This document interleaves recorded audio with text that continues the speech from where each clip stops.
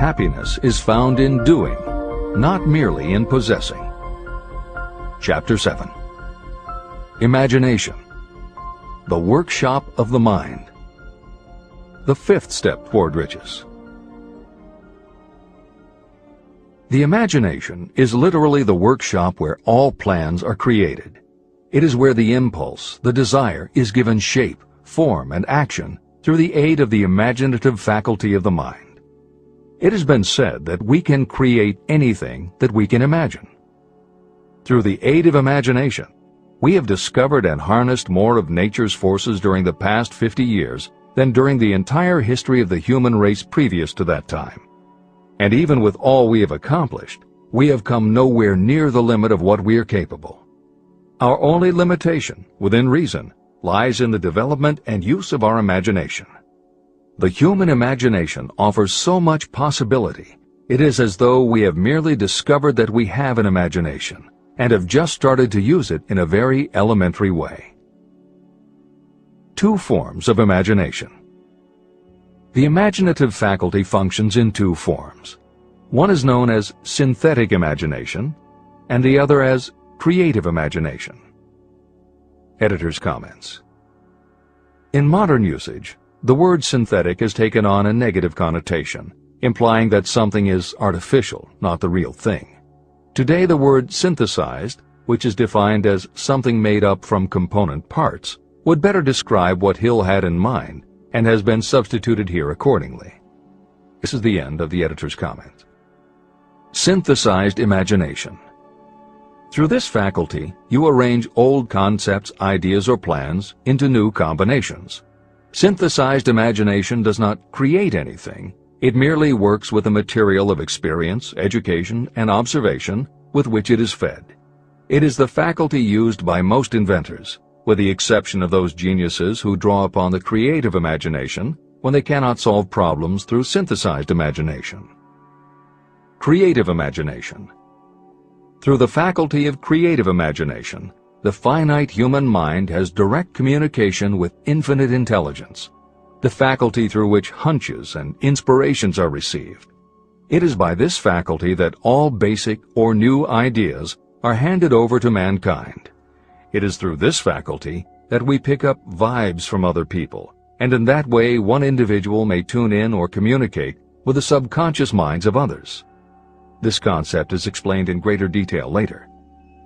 The creative imagination works automatically, but only when your conscious mind is motivated, energized, and working at such a high rate that it becomes very perceptive and receptive, such as when the conscious mind is stimulated through the emotion of a strong desire.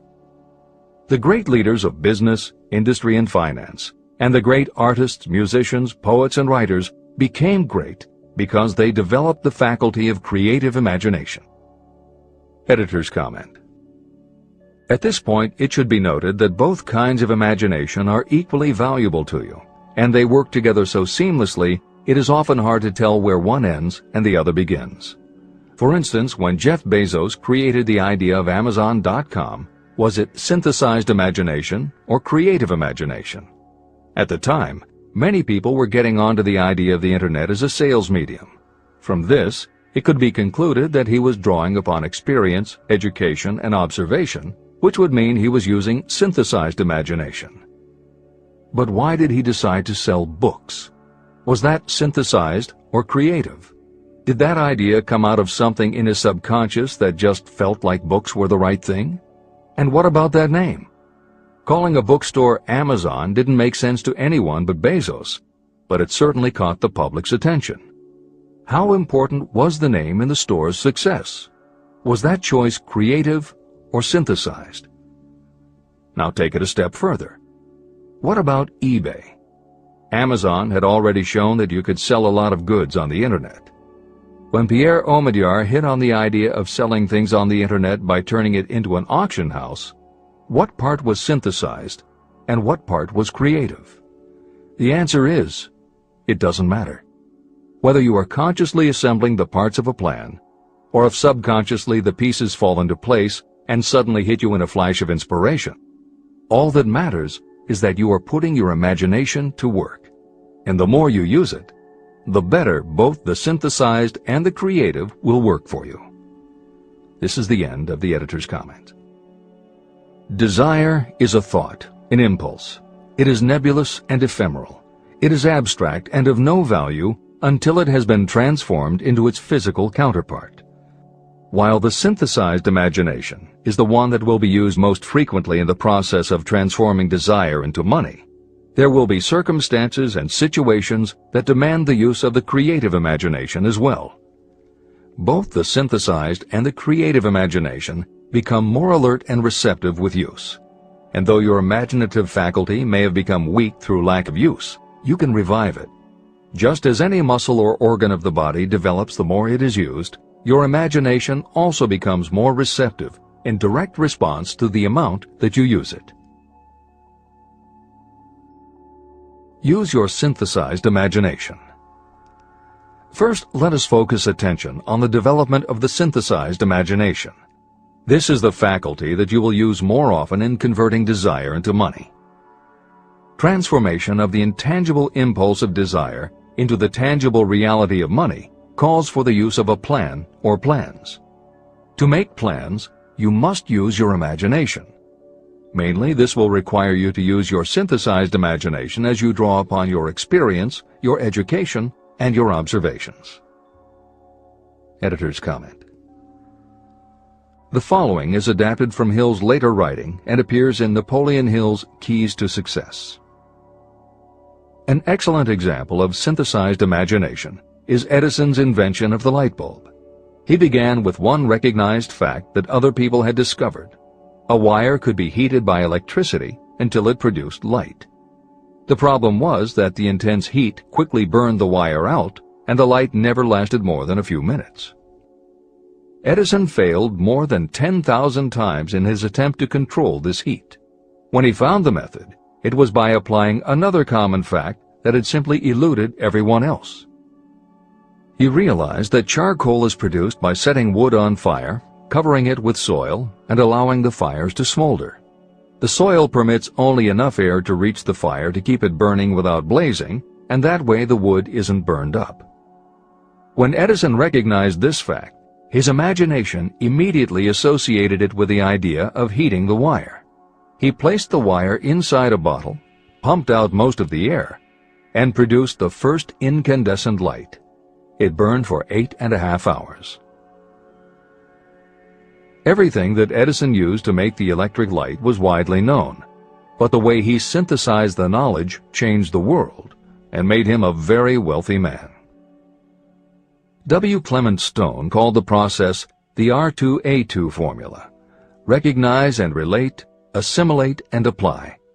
If you do that with everything you see, hear, think and experience, it will give you a new way of looking at familiar things. If you do that, you can achieve what others believe is impossible. Later in this chapter, you will read of other fortunes that grew from even simpler synthesized ideas. And these stories should lead you to conclude that the combination of ideas is nothing that you couldn't have thought of yourself. That alone should start your own imagination synthesizing ideas. However, even though these stories will inspire you, and you will be anxious to get started, this is not yet the point for you to start making plans. Here, and throughout Think and Grow Rich, Napoleon Hill reminds the reader that this book is meant to be read all the way through before beginning to put the philosophy into practice. There are other ideas to be assimilated from later chapters that will influence your imagination and therefore affect the plans you may develop. This is the end of the editor's comments. Read the entire book through, then come back to this chapter and begin to put your imagination to work on the building of a plan for transforming your desire into money. Examples and instructions for creating plans are given in almost every chapter. Carry out the instructions that are best suited to your needs and put your plan in writing. The moment you complete this, you will have definitely given concrete form to your intangible desire. Now, read that sentence once more in a slightly different way. The moment I put my plan in writing, I will have definitely given concrete form to my desire. Now read it aloud and realize what you are telling yourself. Desire is only a thought. Through synthesized imagination, your experience, education, and observations will give it shape, form, and action. From the moment you follow those instructions and write out your desire and your plan, you will have actually taken the first of a series of steps that will enable you to convert the thought into its physical counterpart. Editor's comments.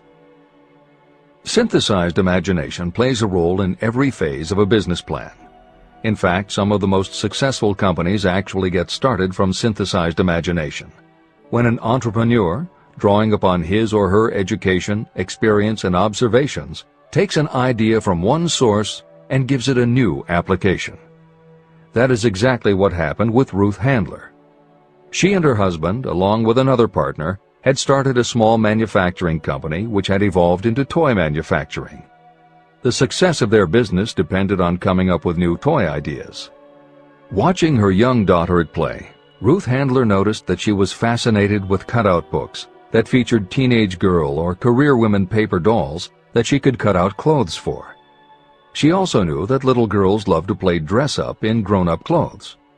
These ideas, drawn from Ruth Handler's education, experience, and observations, synthesized themselves in her imagination and came together as a new idea. Ruth Handler announced that they should make a lifelike teenage girl doll. Not a paper doll, but a real three-dimensional grown-up doll with a woman's figure, and they could also make grown-up clothes to fit it, so that girls could play dress-up with the doll.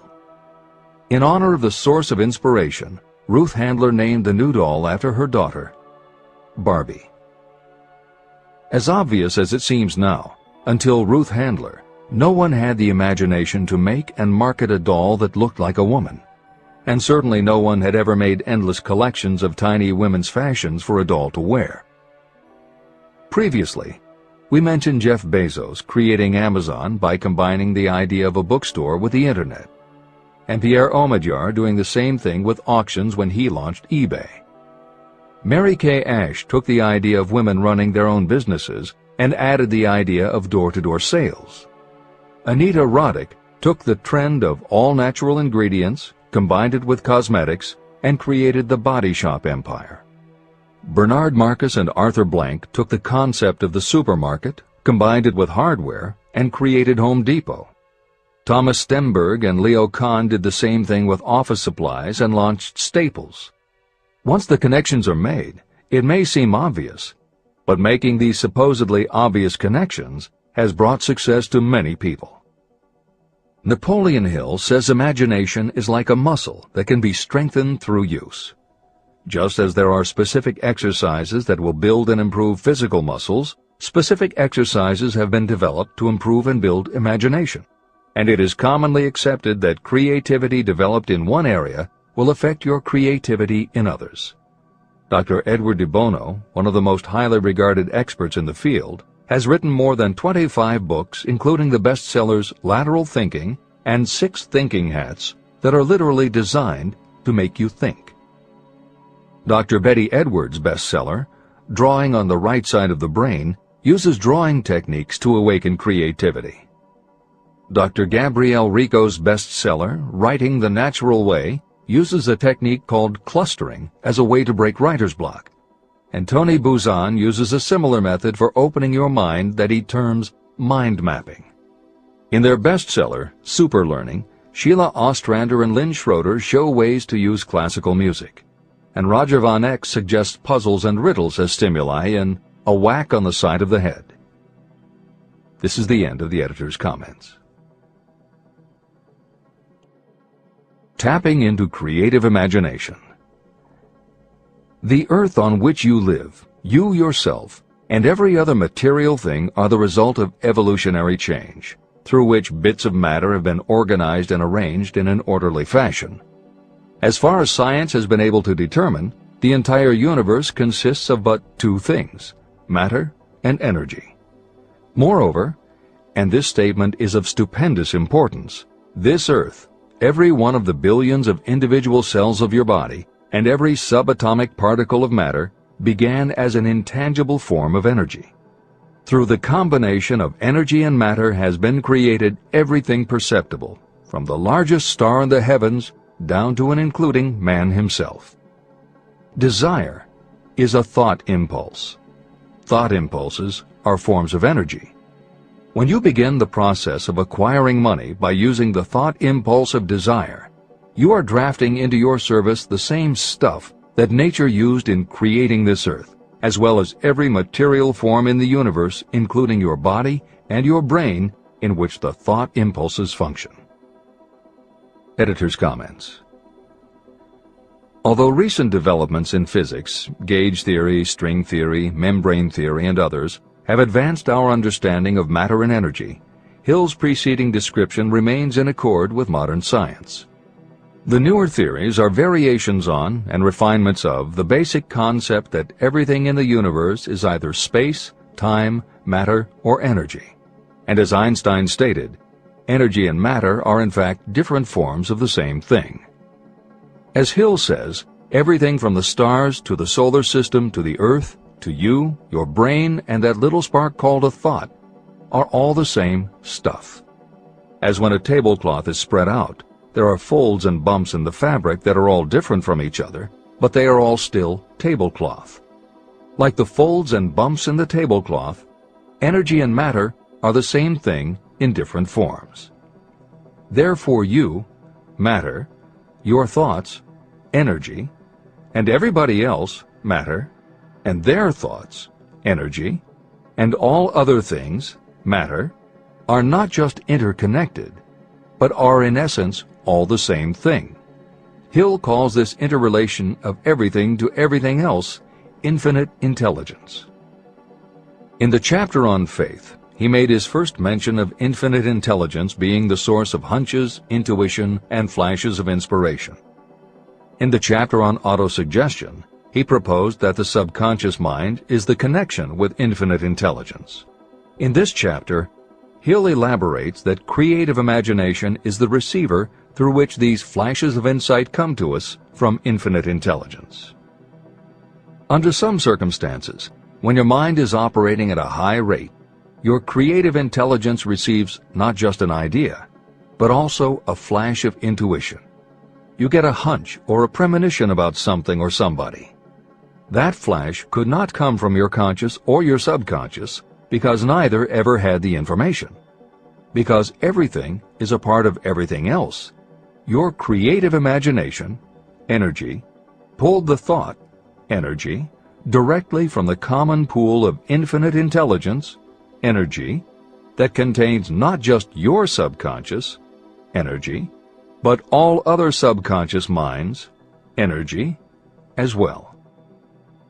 Infinite intelligence is a complex concept, and for those readers who find themselves questioning the process, be assured that Hill expands on the theory in later chapters. The editors advise the reader to set aside any questions for the moment and focus on the logical and practical application Hill had in mind. This is the end of the editor's comments. You are engaged in trying to turn your desire into its physical or monetary counterpart, and there are laws of physics and principles of psychology that can help you. But first, you must give yourself time to become familiar with these laws and learn to use them. Through repetition, and by describing these principles from every conceivable angle, I hope to reveal to you the secret through which every great fortune has been accumulated. Strange and paradoxical as it may seem, the secret is not a secret. It is made obvious in the earth, the stars, the planets, in the elements above and around us, in every blade of grass, and every form of life within our vision. Do not be discouraged if you do not fully understand or accept this theory. I do not expect that you will accept all that is in this chapter on your first reading. Assimilate as much as you can now as you read this for the first time. Later, when you reread and study it, you will discover that something has happened to clarify it and give you a broader understanding of the whole. Above all, do not stop nor hesitate in your study of these principles until you have read the book at least 3 times. Then you will not want to stop. How to make practical use of imagination. Ideas are the beginning points of all fortunes. Ideas are products of the imagination. Following are 2 true stories about ideas that have yielded huge fortunes. I hope that these stories will convey how important a role imagination can play in turning an idea into success, and that they will illustrate the method by which imagination may be used in accumulating riches. The Enchanted Kettle. In the late 1880s, an old country doctor drove to town, hitched his horse, quietly slipped into a drugstore by the back door, and began dickering with a young drug clerk. For more than an hour behind the prescription counter, the old doctor and the clerk talked in low tones. Then the doctor left. He went out to the buggy and brought back a large old-fashioned kettle, a big wooden paddle, used for stirring the contents of the kettle, and deposited them in the back of the store. The clerk inspected the kettle, reached into his inside pocket, took out a roll of bills, and handed it over to the doctor. The roll contained exactly $500, the clerk's entire savings. The doctor handed over a small slip of paper on which was written a secret formula.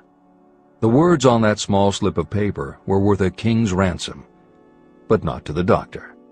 Those magic words were needed to start the kettle to boiling, but neither the doctor nor the young clerk knew what fabulous fortunes were destined to flow from that kettle. The old doctor was glad to sell the outfit for $500. The clerk was taking a big chance by staking his entire life savings on a mere scrap of paper and an old kettle. He never dreamed his investment would start a kettle to overflowing with gold that would one day surpass the miraculous performance of Aladdin's lamp. What the clerk really purchased was an idea. The old kettle and the wooden paddle and the secret message on a slip of paper were incidental. The miracle of that kettle only began to take place after the new owner mixed with the secret instructions an ingredient of which the doctor knew nothing. See if you can discover what it was that the young man added to the secret message, which caused the kettle to overflow with gold. Here you have a story of facts stranger than fiction, facts that began in the form of an idea. Just look at the vast fortunes of gold this idea has produced. It has paid, and still pays, huge fortunes to men and women all over the world who distribute the contents of the kettle to millions of people. The old kettle is now one of the world's largest consumers of sugar, thus providing jobs to thousands of men and women engaged in growing sugarcane and in refining and marketing sugar. The old kettle consumes annually millions of bottles and cans, providing jobs to huge numbers of workers. The old kettle gives employment to an army of clerks, stenographers, copywriters, and advertising experts throughout the nation. It has brought fame and fortune to scores of artists who have created magnificent pictures describing the product. The old kettle has converted Atlanta, which was a small southern city, into the business capital of the South, where it now benefits, directly or indirectly, every business and practically every resident of the city. The influence of this idea now benefits every civilized country in the world, pouring out a continuous stream of gold to all who touch it. Gold from the kettle built and maintains one of the most prominent colleges of the South, where thousands of young people receive the training essential for success. If the product of that old brass kettle could talk, it would tell thrilling tales in every language, tales of love, of business, of professional men and women who are daily being stimulated by it. I am sure of at least one such tale of romance, for I was a part of it, and it all began not far from the very spot on which the drug clerk purchased the old kettle. It was there that I met my wife, and it was she who first told me of the enchanted kettle. It was the product of that kettle we were drinking when I asked her to accept me for better or worse. Whoever you are, wherever you may live, whatever your occupation, just remember every time you see the words Coca-Cola that its vast empire of wealth and influence grew out of a single idea. And that idea, the mysterious ingredient the drug clerk, Asa Candler, mixed with a secret formula, was imagination. Stop and think of that for a moment. Keep in mind that the steps to riches described in this book are the very same principles through which the influence of Coca-Cola has been extended to every city, town, village, and crossroads of the world. Now here's the most important thing to remember. The ideas you create may have the possibility of duplicating the enormous success of this worldwide thirst killer. Editor's comments. Harlan Sanders, too, had a recipe in a magic kettle. Actually, his kettle was a pressure cooker, but neither his cooker nor his recipe of 11 herbs and spices would be mentioned here if he didn't also have imagination. Harlan Sanders owned and operated a successful motel and cafe in Corbin, Kentucky. Then, when the new interstate highway came through, it bypassed Sanders' location. In a short time, his business went broke, leaving him with little more than his recipe for fried chicken and a way to make it quickly in a pressure cooker. At 62 years of age, the Colonel, as people called him, had to find a new way to make a living. That's when the magic ingredient, imagination, came in. He decided he wasn't going to sell fried chicken anymore. Instead, he would sell his method for making it. He packed his recipe and cooker into the back of his car and hit the road to demonstrate his fried chicken to other restaurant owners. In the first 2 years, he managed to sell 5 franchises. 2 years later, he'd sold 200. 4 years later, he was up to 600 locations when he was approached by an investment group to sell his company. Recognizing that the magic wasn't just in the kettle or the recipe, the new owners asked Colonel Sanders to stay on as spokesman for the company, which he did until his death in 1980. Today, there are almost 12,000 KFC locations in more than 80 countries with sales of nearly $10 billion a year. Debbie Fields was a 20-year-old housewife who loved to bake cookies. She had no formal education and no business experience, but she had a recipe and an imaginative idea that people would like to buy fresh, hot, soft cookies from a walk-up store.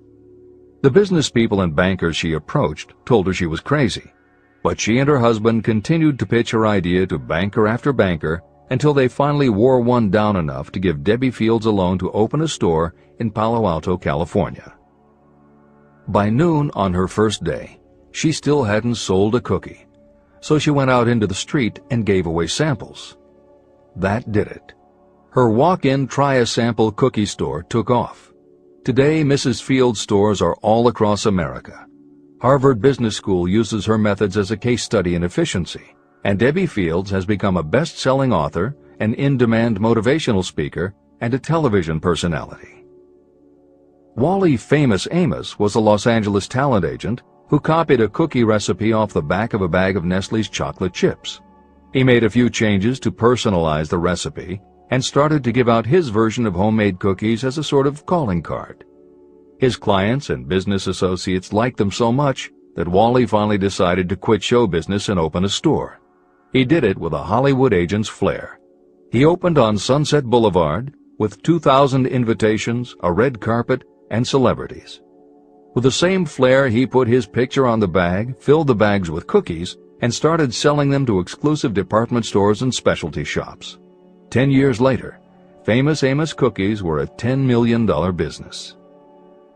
Ray Kroc was over 50 and selling milkshake mixers when he heard about a hamburger stand in California, owned by Dick and Mac McDonald, that was doing great business. He packed his car and headed to San Bernardino to check it out. What he saw was a sit-down restaurant that had a limited menu featuring a good hamburger recipe, and they were serving them faster than any place he'd ever seen. Figuring that if there were more places like this, he could sell them a lot of milkshake mixers, Kroc pitched the McDonald brothers on the idea of opening some more McDonald's. They were interested, but they didn't know who they could get to open the new restaurants. This time, it was a recipe and a magic griddle, but it still needed the extra ingredient, imagination. On the spot, Ray Kroc offered to go into business with them and open the restaurants himself. According to the signs on the Golden Arches, Ray Kroc's imagination paid off in billions of hamburgers sold. In 1982, Howard Schultz went to work as the director of marketing for a small coffee importer wholesaler called Starbucks, which had only one location in Seattle's Pike Place Market. While he was on a trip to Italy, Schultz got the idea that the coffee bar culture he saw in Milan could be transposed to the downtown Seattle scene.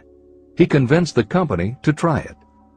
His coffeehouse idea was such a success that Schultz went out and raised the money to buy the company. 5 years after he joined Starbucks, he was CEO of a company that had 17 locations. 15 years later, Schultz's coffeehouse culture was on every corner of America, and there were more than 7,000 Starbucks worldwide. As a final example of imagination, we offer Paul Newman's salad dressing. Now, it would seem that it doesn't take much imagination for a big celebrity to put his name on a product, and that's what Newman thought too. But when he and his partner, A.E. Hotchner, pitched their salad dressing idea to companies that specialize in marketing foods, nobody was interested unless they would personally put up about $1 million for the first year's operations. According to Newman and Hotchner's book, Shameless Exploitation, they found out that almost all celebrity products in the food business have been disastrous failures, and now nobody would touch them. So when it came to marketing salad dressing, even Paul Newman's big name wasn't the magic they needed. And unless they were willing to put up a ridiculous amount, money wasn't the magic either. The magic would have to be in the imaginative way that they would convince the right people to help them, and in having the perseverance to stick with it until they succeeded. And just like most everyone with an idea, they were told they were crazy to try it. They were turned down by bottling companies that wouldn't do small runs, and they were rejected by distributors who wouldn't take a chance on another celebrity product. In the end, it was one supermarket owner, Stu Leonard, who helped hook them up with the right suppliers. But even that wouldn't have been enough if Stu Leonard hadn't had enough imagination to see the possibilities and agree to put Newman's own salad dressing on the shelves in his store. 15 years later, Newman's Own Brands was a $100 million company, which gives all profits to charity. This is the end of the editor's comments. What I would do if I had $1 million. The following story proves the truth of that old saying, where there's a will, there's a way. It was told to me by that beloved educator and clergyman Frank W. Gonzalez, who began his preaching career in the Stockyards region of Chicago. While Dr. Gonzalez was going through college, he observed many defects in our educational system, defects that he believed he could correct if he were the head of a college. He made up his mind to organize a new college in which he could carry out his ideas without being handicapped by orthodox methods of education. He needed $1 million to put the project across. Where was he to lay his hands on so large a sum of money? That was the question that absorbed most of this ambitious young preacher's thought, but he couldn't seem to make any progress. Every night, he took that thought to bed with him. He got up with it in the morning. He took it with him everywhere he went. He turned it over and over in his mind until it became a consuming obsession with him. Being a philosopher as well as a preacher, Dr. Gonzalez recognized, as do all who succeed in life, that definiteness of purpose is the starting point from which one must begin. He recognized, too, that definiteness of purpose takes on life and power when backed by a burning desire to translate that purpose into its material equivalent. He knew all these great truths, yet he did not know where or how to lay his hands on $1 million. The normal thing would have been to give up and quit, saying, well, my idea is a good one, but I can't do anything with it because I can't raise the $1 million. That is exactly what the majority of people would have said, but it is not what Dr. Gonzalez said. What he said, and what he did, are so important that I will now introduce him and let him speak for himself. One Saturday afternoon, I sat in my room thinking of ways and means of raising the money to carry out my plans. For nearly 2 years I had been thinking, but I had done nothing but think. The time had come for action. I made up my mind, then and there, that I would get the necessary $1 million within a week. How? I was not concerned about that. The main thing of importance was the decision to get the money within a specified time. I want to tell you that the moment I reached a definite decision to get the money within a specified time, a strange feeling of assurance came over me, such as I had never before experienced. Something inside me seemed to say, "Why didn't you reach that decision a long time ago? The money was waiting for you all the time." I called the newspapers and announced I would preach a sermon the following morning entitled, "What I Would Do If I Had $1 Million." I went to work on the sermon immediately, but I must tell you frankly that the task was not difficult because I had been preparing that sermon for almost 2 years. Long before midnight, I had finished writing the sermon. I went to bed and slept with a feeling of confidence, for I could see myself already in possession of the $1 million. Next morning I arose early, went into the bathroom, read the sermon, then knelt on my knees and asked that my sermon might come to the attention of someone who would supply the needed money. While I was praying, I again had that feeling of assurance that the money would be forthcoming. In my excitement, I walked out without my sermon and did not discover the oversight until I was in my pulpit and about ready to begin delivering it. It was too late to go back for my notes, and what a blessing that I couldn't go back. Instead, my own subconscious mind yielded the material I needed. When I arose to begin my sermon, I closed my eyes and spoke with all my heart and soul of my dreams. I not only talked to my audience, but I fancy I talked also to God. I told what I would do with $1 million if that amount were placed in my hands. I described the plan I had in mind for organizing a great educational institution, where young people would learn to do practical things and at the same time develop their minds. When I had finished and sat down, a man slowly arose from his seat about 3 rows from the rear and made his way toward the pulpit. I wondered what he was going to do. He came into the pulpit, extended his hand, and said, "Reverend, I liked your sermon. I believe you can do everything you said you would if you had $1 million. To prove that I believe in you and your sermon, if you will come to my office tomorrow morning, I will give you the $1 million. My name is Philip D. Armour." Young Gonzalez went to Mr. Armour's office, and the $1 million was presented to him.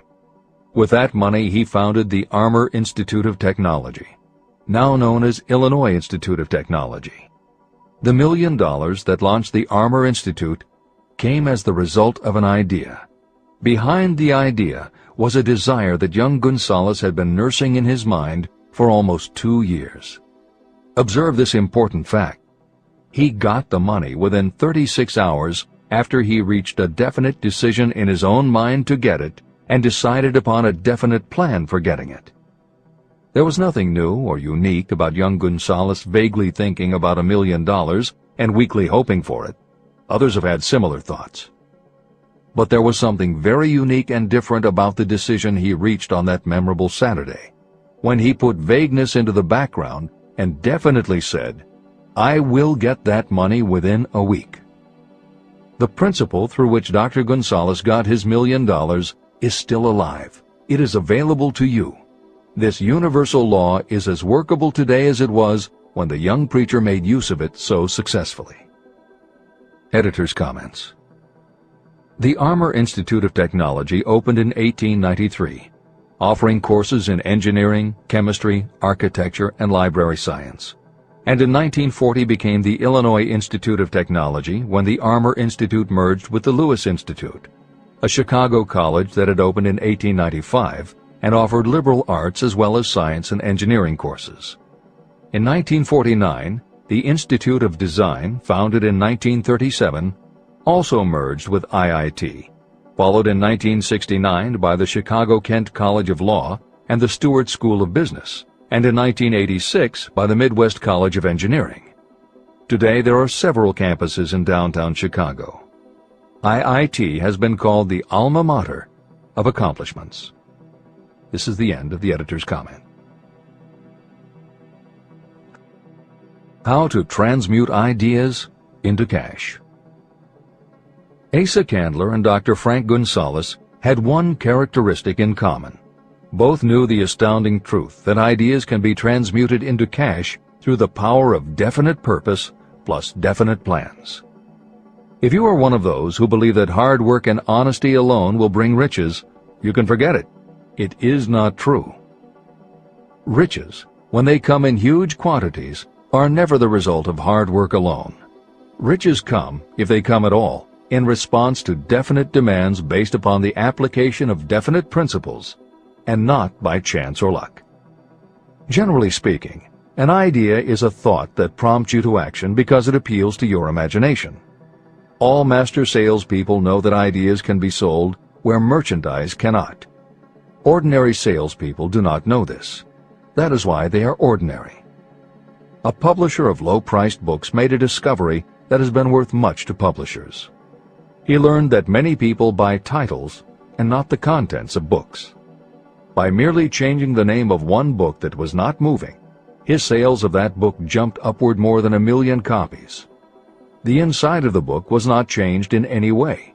He merely ripped off the cover and put on a new cover with a title that had box office appeal. That, as simple as it may seem, was an idea. It was imagination. Editor's comment.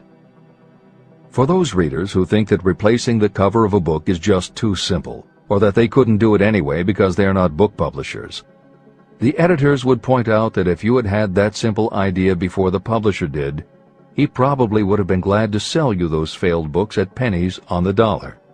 Then you could have been the one to change the cover, and suddenly you would have been the publisher of a bestseller.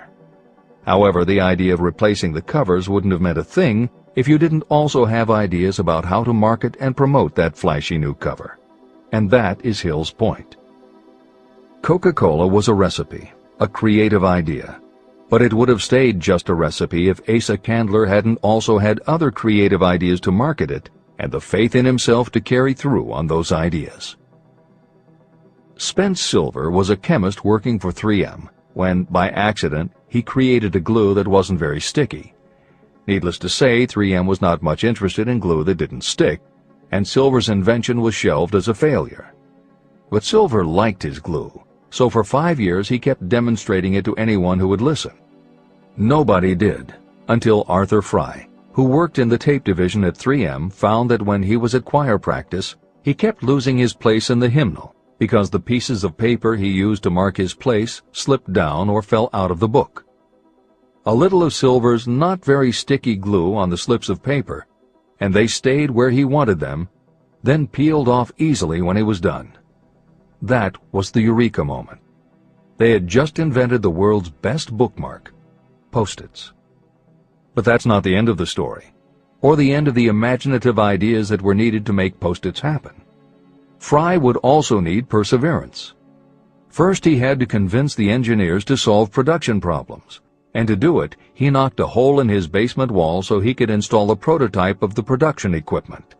He stuck with it, and finally, 2 years later, 3M gave the project to their marketing department. The marketing experts put together ads and brochures selling this sticky notepad idea and rolled it out in a 4-city test.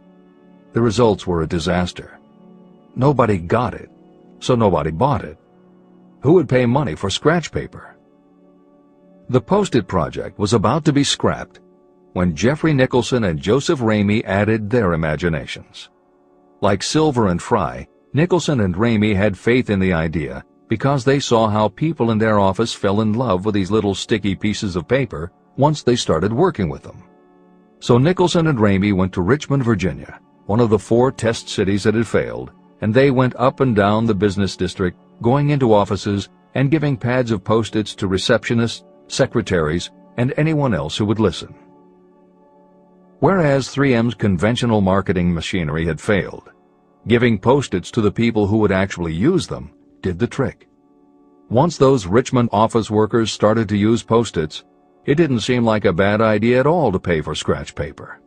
They got it, and they bought it. The Richmond test turned from failure to success, and soon Post-its were sticking to everything around the world. Here's another simple idea that imagination turned into success. The story began with a man whose problem was just the opposite of Spence Silver's. This man had something that stuck too well. George de Mestral was a Swiss mountaineer who went hunting one day with his dog. But when they got home, they were both covered with burrs. The burrs were so difficult to remove that de Mestral put them under a magnifying glass to learn why. He saw that they were covered with tiny hooks which attached themselves to fur and fabric. That was when the flash hit. If burrs stuck where you didn't want them, why couldn't you put tiny hooks on things so they would stick where you did want them? Like everyone else mentioned in this book, de Mestral had an imaginative idea. But that was just the beginning. He also had the faith in himself to keep going when people laughed at his idea, which many did, until he eventually found a French textile plant that would help him do what he wanted. However, even when they finally worked out a way to use cotton fabric to make what they called locking tape, they couldn't afford to mass produce it. And that's when de Mestral accidentally discovered that when you sew nylon under infrared light, it naturally made little hooks. Now they could manufacture it economically. All they needed was a name. One side was fuzzy like velvet, and the other side was crochet, the French word for hook. Take half vel and half crow, combine it with imagination. The result is Velcro, and a Swiss mountaineer becomes a business tycoon. The Sony Corporation once tried to make a very small stereo tape recorder that would work with standard-size cassettes, but they couldn't do it. They could make a small playback machine, but at the time the electronics needed to also make it a recording machine just couldn't be made small enough. They concluded that the design was a failure. Then one day Sony's honorary chairman, Masaru Ibuka, walked into the laboratory and saw that a few of the engineers were using the prototypes of the failed tape recorder to listen to music tapes. They didn't seem to care that it couldn't record. They just liked to be able to walk around listening to their favorite music. Then came the imaginative idea that made all the difference. Ibuka remembered that another division was working on lightweight headphones. That was the flash. Ibuka's imagination made the connection that the rest of the engineers had not. In Ibuka's view, they hadn't made a failed recorder. They had created a successful private stereo listener. They added the headphones, named it the Walkman, and it revolutionized both the music business and the electronics industry. Clarence Saunders was a grocery clerk in a small southern retail store.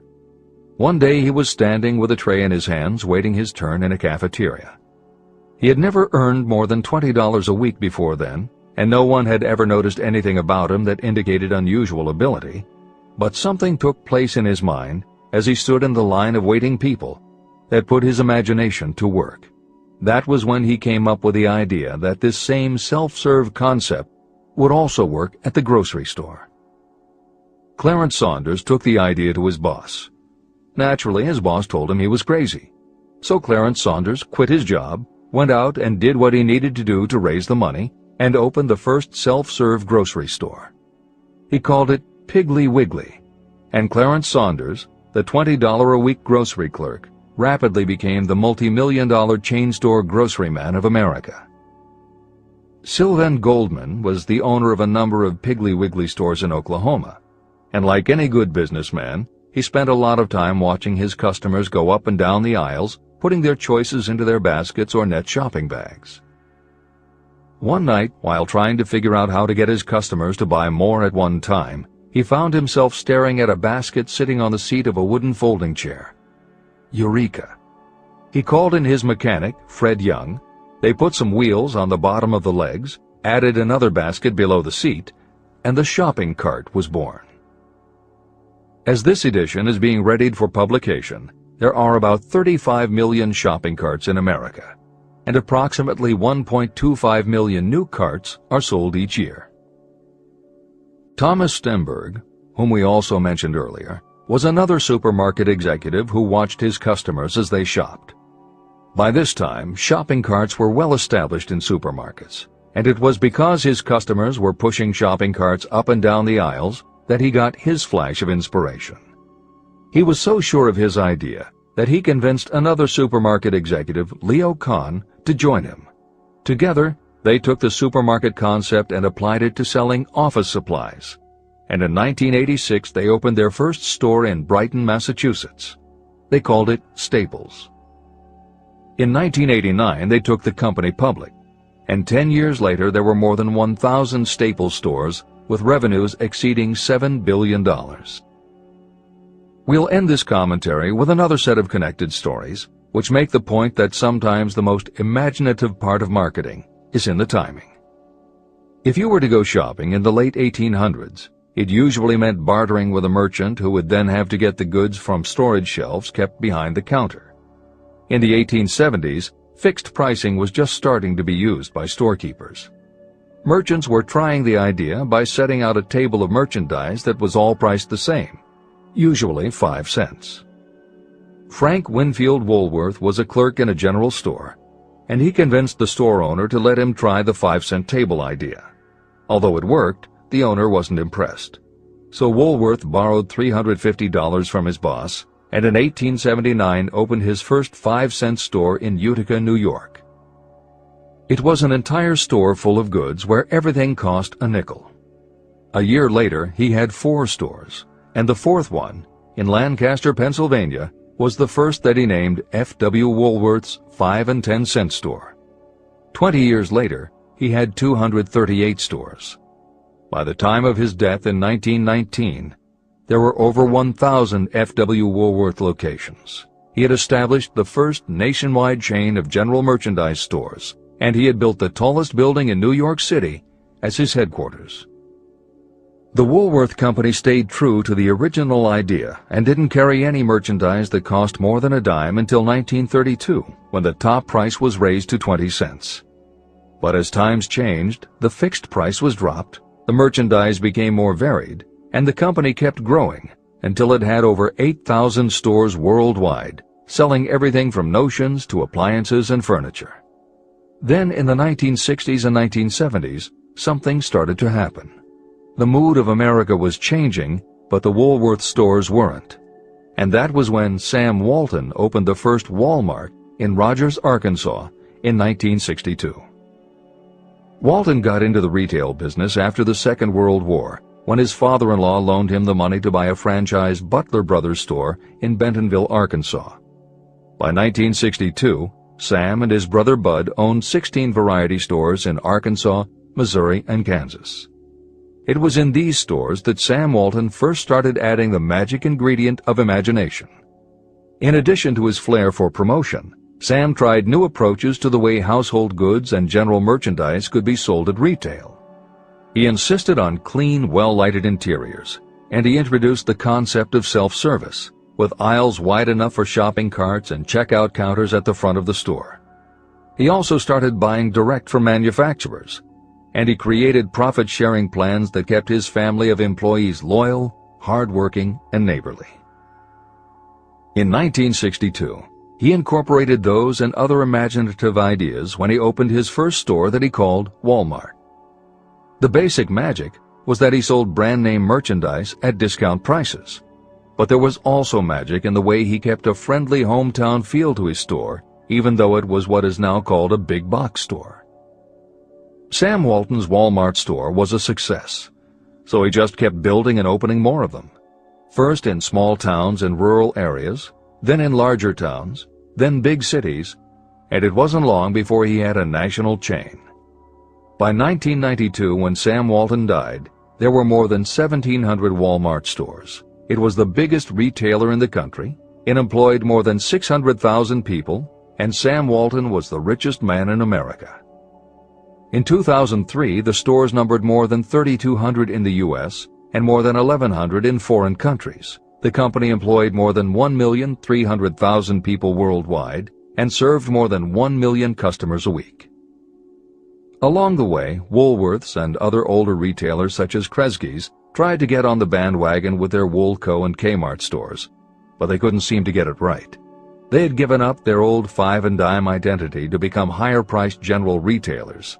And when Walmart came along and redefined that part of the market, the others seemed to have run out of the kind of imagination they'd had in the beginning.